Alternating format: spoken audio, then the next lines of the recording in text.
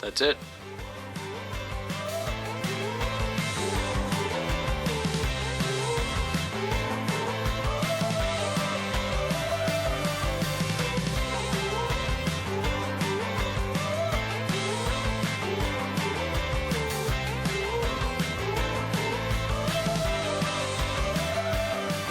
That's it. So we're working on the flinger today. You guys have seen this for a while. It's been in the channel. Started off as a garage diorama. Then it was a C-Max build, and then it turned into a rock crawling Chevy Blazer, a Baja Blazer, and now it's turning into a pull truck. And we've got some new parts to show off for that, and here we go. So, what we're doing here today is we're going to take off the rear leaf springs on this truck. This was a typical leaf sprung chassis, front and rear.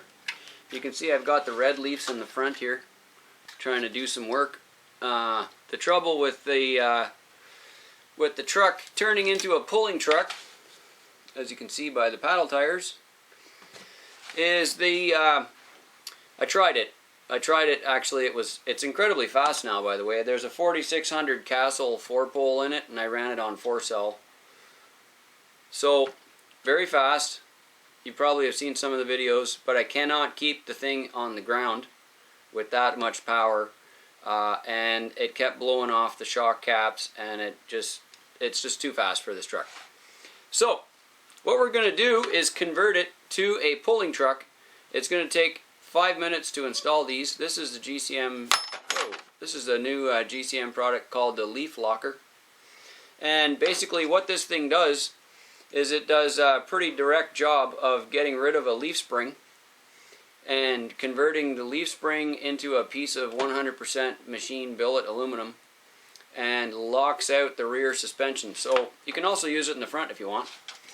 And then what it ends up doing is it locks in the frame, the suspension, the rear axle, the whole thing's ready for truck pulling, and then the only thing you have to worry about is keeping your tires on the rims, and that's your job. Kind of cute. I like these. I like how they turned out. So basically what this is a replacement for the spring. As you can see here, I already took the leaf spring out. I had helpers on the top and the bottom trying to keep the suspension together, and you know, they get all bent. They've been re-bent and bent back and forth so many times now. So time for them to go. Now this thing is basically just going to drop into anywhere that you have a leaf spring. So it doesn't really matter if you've got a TF2 or anything else. Any of these standard size leaf springs will work. I use Tamiya leaf springs, but the RC 4-wheel drive reds and blacks also work, so you can probably use whichever ones you want. Now, this thing is set up to mimic the size of a spring that's sitting in its natural position. So I'll try to show you that. So what happens is when the spring is actually mounted on the truck, it pretty much looks like that. They're never like really high arched. They're kind of like half flat, you know what I'm saying? And so this is designed to actually match your regular ride height. So your truck shouldn't actually, like, you know, jack up in height or come down or anything like that. And because there's a swing eye in the back always, you can just replace your hardware, drop that right in with whatever it is that you're using.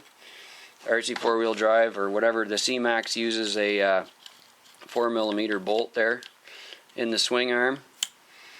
And that can just stay swinging. In the front, we're going to reinstall the spring locker right up in here in the front spring eye. Just drop that in. That just replaces the spring, you know, took it out, put it in, just like that. Like that. So that's it. And then I'm going to drop these 2 screws in here through the top to attach the housing.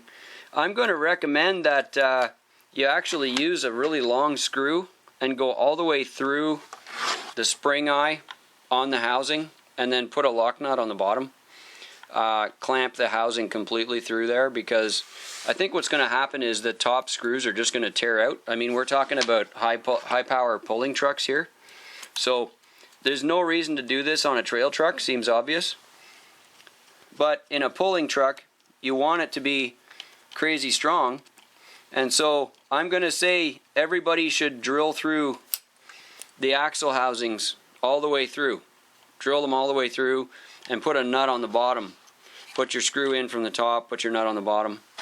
So that's it. Now we've got suspension lockout. There we go. We've got a leaf lockout just like that. Of course, no more travel. I'm not going to wreck my shock caps anymore, which is amazing. And it's at the same ride height that I was at before. So nothing's changed as far as that sitting in the truck. I'm going to drop the other one on and then we'll do some chassis picks here.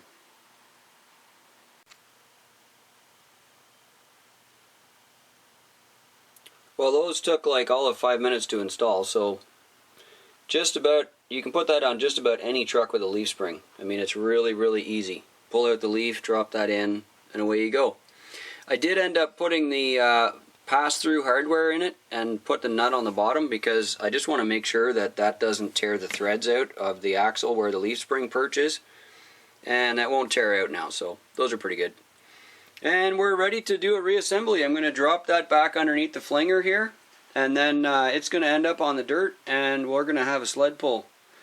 Thanks for watching, and look forward to seeing you out there on the drag strip.